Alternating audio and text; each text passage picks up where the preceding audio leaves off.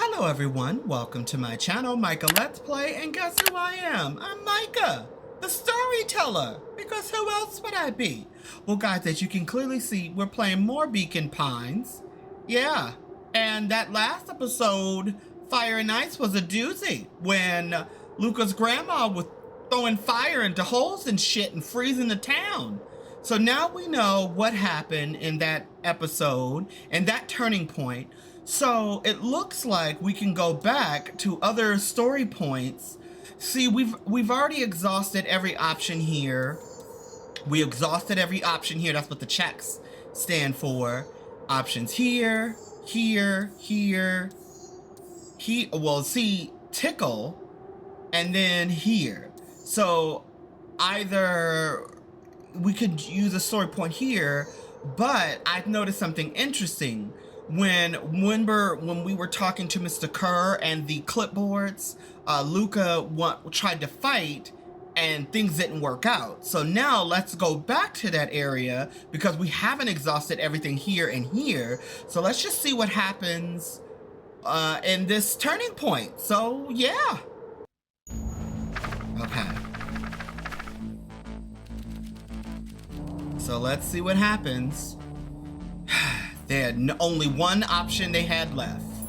Fight. Flight. So let's flight. Flight. Luca drew himself up and decided to take the only option they had left. Flight. That part. He squinted down the barrel of the mission control defense cannon, aiming it through an opening in the dense tree branches. Okay. He looked up with surprise as it struck true and taut. Nice. Well, I can't believe that worked, right? Hey, Mr. Kerr. We'd love to hear hear your thoughts, but I'm afraid we have places to be. Come on, Iggy. See ya, jerks. Nice. Fine. We know where that leads them. Really? That way we can just, I said, that's, this way. We'll take the tunnels. Look at his face, like, oh my god. Luca and Iggy winced as they sprinted through the thicket. The branches clawed at them, reluctant to give passage. After what felt like a marathon, Luca stopped in his tracks as they reached the clearing. What the? That was all he was able to say before Iggy slammed into his back. The boys tumbled down a steep decline and crashed with a wheezing thud on a surface as hard as ice. Really? In fact, it was ice. Chapter 5. Signs. They stood silently, catching their breath. The sky was like sapphire. With each breath, a plume of steam escaped from Luca's lungs. Let's keep moving. So, they went through another dimension? Luca pulled Iggy to his feet as they gazed across a snowy terrain. We're back here again. Okay. That was actually pretty badass. Uh-huh. I think we lost them. Are we up in the mountains? Good question, but I don't think so, kiddo. I don't think so, right? If anything, we went downhill, right? Then what's up with the Winter Wonderland, right? All I know is there's nothing going there's nothing going back the way we came, right? Let's see if we can get our bearings. Follow me. Find a way home. Yeah, this is Luca's house. Look. A disc of smooth metal was lightly covered in snow. Two faint seams were visible along the surface. A manhole cover? If it is, I've never seen one like it.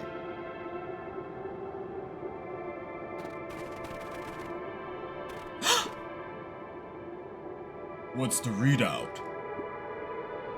Setting just above 258 Kelvin. That's down a bit from last time. We should report this to Mr. Kerr. Okay, either this is the upside down or something is going on. Because remember in the last episode when Beck was like, this town looks like a replica. And I think that's what... I don't know. But let's find out. Meh. Still within safety range. Still within the safe range. It may be spreading, but it's still under control for now.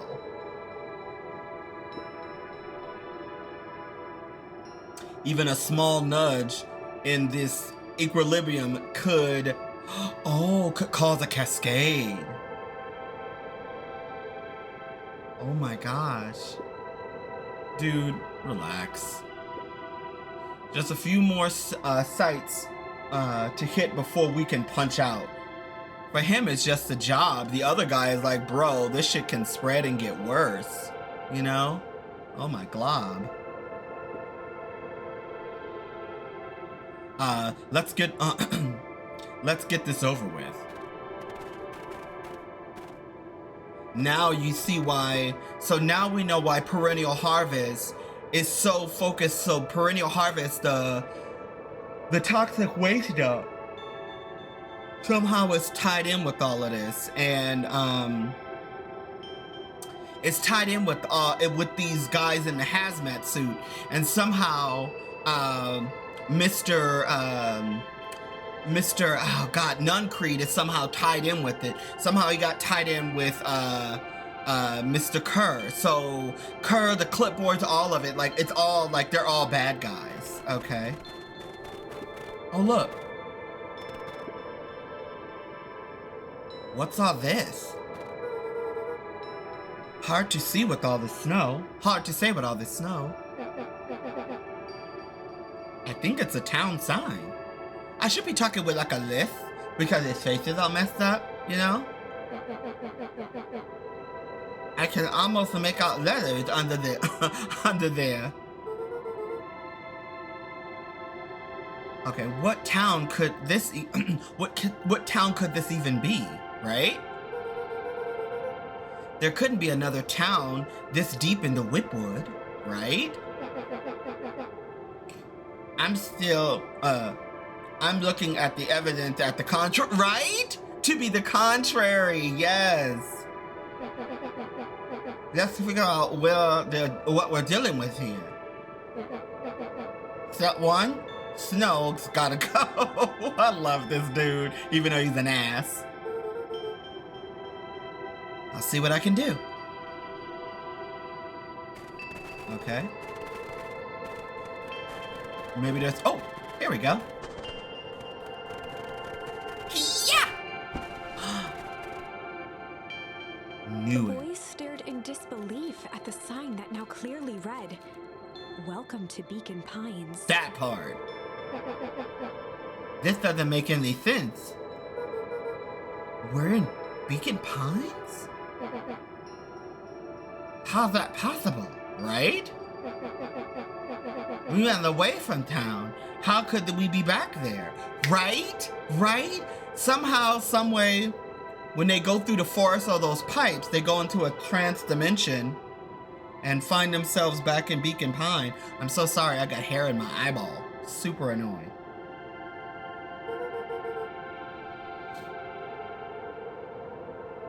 I guess we got turned around? How, though? Where did all the snow come from, right? Well, it's been colder than normal lately. True, because it's summertime and he wanted to wear a sweater, so... There's a pretty big difference between sweater weather and Arctic hellscape. Yes! That part we'll find out before. right? We fought at before, okay, right? The puddle we fought at before. It was cold too, right? Maybe all of it leads to leads to one source. Yes, yes. But the thing is that they're about to find a source, right? You think it's related? Yes, honey. What the hell is going on here?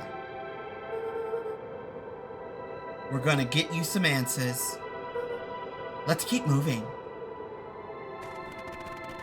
Oh, can't go that way. Oh. Luca. Luca, are you there? Luca had almost forgotten the walkie-talkie he was carrying. It's that bozo Kerr. I hope nothing bad happened to you boys in those woods, out in those woods. Luca looked at Iggy with hesitation. No need to be rude. With a resigned sigh, Luca responded. It seems like the only dangerous thing in these woods is you. That's right, Luca. He speaks, the young man of the hour. Now, how in our nations did you end up with one of our radios? Just luck, I guess. Boy howdy, you Van Horns are full of surprises, aren't you? You know my parents? I never had the honor of meeting your father. But your mom sure was a handful. See, he killed Luca's mother. Luca winced, shoving the walkie-talkie back into his pocket. We gotta keep moving. Oh, we gotta keep moving. Creepy.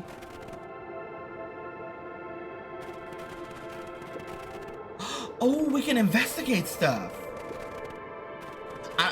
I just want to see. I'm just curious. The fencing glistened. Each chain link encapsulated with a translucent layer of ice. Look like the stuff put out around the whipwood, right? The stuff who put us? I mean, the stuff who put us up? Sorry. I don't know. Read that funny, I'm so sorry. This stuff looks familiar too, right? It looks like the barrels near the puddle I shoved me into? Yeah. Oh my goodness. It's all frozen. Looking down at the frozen stream, Luca could faintly see a school of minnows encased in the ice. Whatever happened here happened fast, right? The fish don't even seem to have time, to run, right? Or, swim run?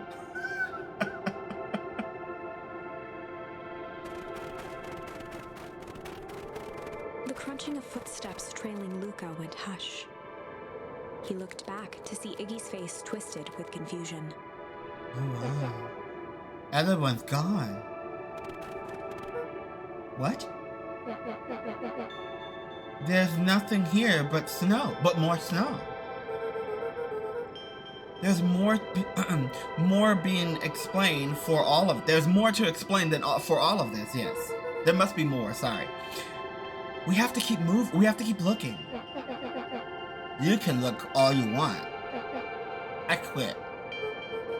Iggy, we have to keep going. You done got it. You don't get it, do you? This isn't one of your pathetic Hinkatomic stories. We aren't going to be saved today. We aren't going to save the day.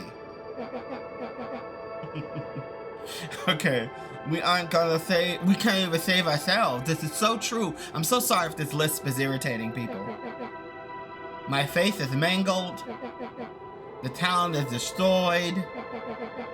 And everyone we know is gone. True. We don't know that. You can't just quit. This is true. Do whatever you want. I'm done. You little weasel. Iggy.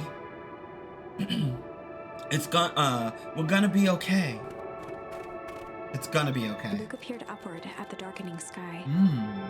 He let out a long, foggy breath. I'm just kidding now. Faintly, Iggy began to cry. Seeing Iggy in such a pathetic state gave Luca a sense of compassion and more than a little guilt. But he shouldn't feel guilty. Like, seriously, man, you shouldn't feel guilty. Because technically he egged you on to the point where you pushed him. Hold on, guys. Sorry about that. Had to adjust my necklace. It is getting pretty late, I think. Probably not a great idea to be stumbling around in the dark anyway. Honey, it is like like below temperatures. Like, you'll die out there. What are you talking about? Luca allowed himself to collapse next to Iggy. Hypothermia, anybody? Let's just rest for a bit. The boys huddled together for warmth and comfort. I don't think that's a good idea. If not for exhaustion, their minds would be racing, trying to make sense of the events of the day. Oh my As goodness. it was, all they had energy for was to sit in silence, numb.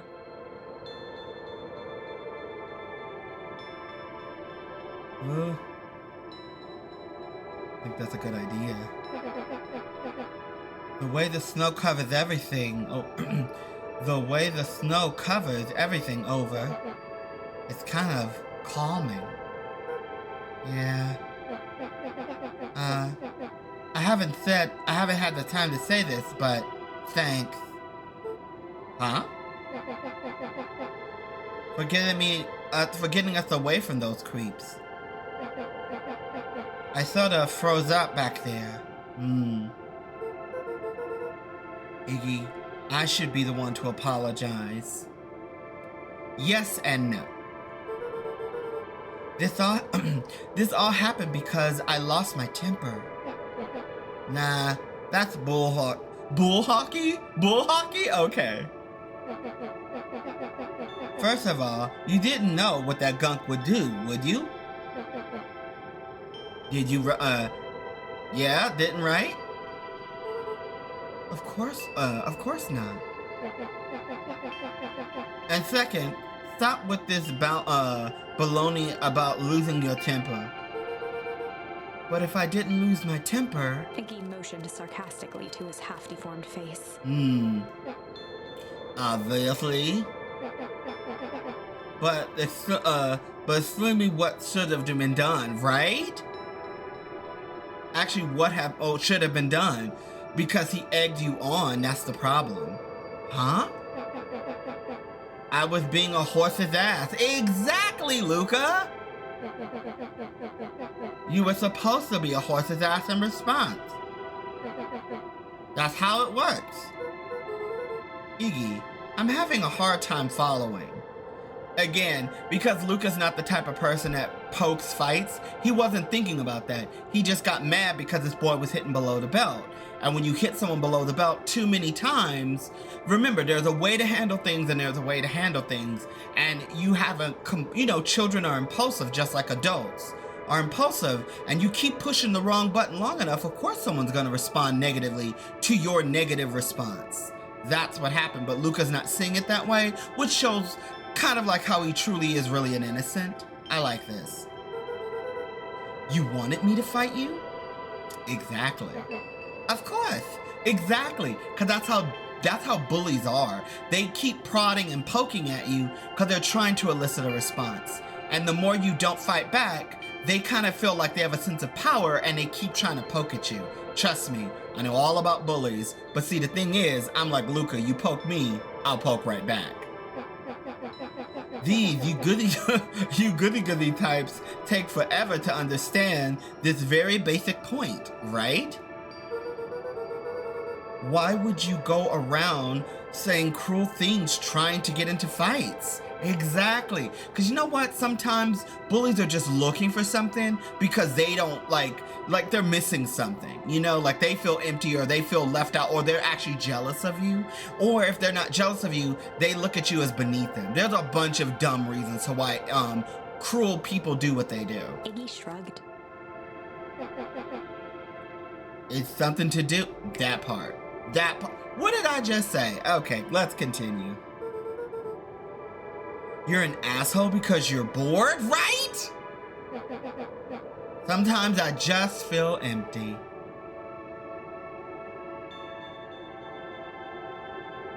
There it is spelled out for you. I just feel empty. And sometimes they do it because sometimes a bully likes you, like they physically, like they're actually attracted to you. So they think by being mean towards you or angry towards you, kind of rids them of those feelings. But when you retaliate, it makes them angry back, and that's the only way they can vent their feelings. Not that that's what this situation is, but just in general, sometimes people do that for multiple reasons. That's what I say. People have a lot of dumb reasons to do what they do. People are just complicated creatures. And in this story, so are these anthropomorphic animals. You wouldn't understand. You and Rolo are always having a blast together. Jealousy, that's what it is. Laughing and calling the, that dorky little treehouse mission control. Right? He just wants a friend, like a real friend. Even though, doesn't he have that girl named Tish or Tosh? Or, I think it's Tish. Iggy now wept openly. Wow. See, perfect little Luca Van Horn. With his perfect little life. I don't know if you noticed this, Iggy, but Luca's life is not perfect, boo-boo. Both of his parents are not around. He's kind of stuck with his grandma. You know, because he has friends like Rolo, that's what happens. Now, see, when stuff like this happens, and if you're on the other end of seeing someone else's life, and you want to be a part of it, here's the adult thing to do. Go talk to them. See if you can find mutual interests, and you may discover you have more in common than you realize. But see, people do that because they're jealous and they act retardedly. Excuse me for using that word, but that's the problem with things like this. People don't realize that all they need to do is open their mouth and say what it is they want. And 9 times out of 10, you'll get your response, whether you like it or dislike it, because so many people are afraid of rejection, and rejection is just a simple part of life. Things like this happen. So again, excellent storytelling. Very good. My life is not perfect. Exactly.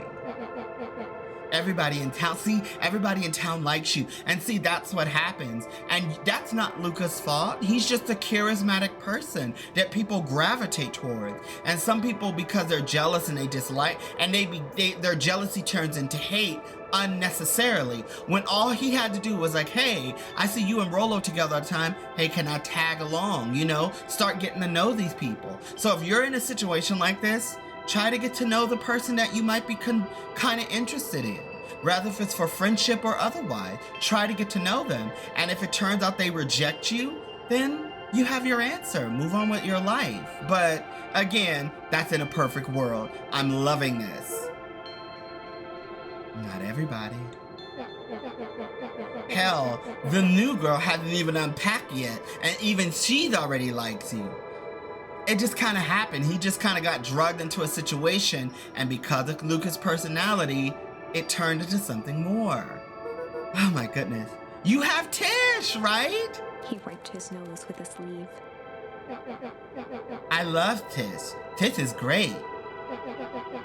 But she isn't exactly the world's greatest conversationalist, Very true, because she's always like, yep. Luca gave a warm chuckle.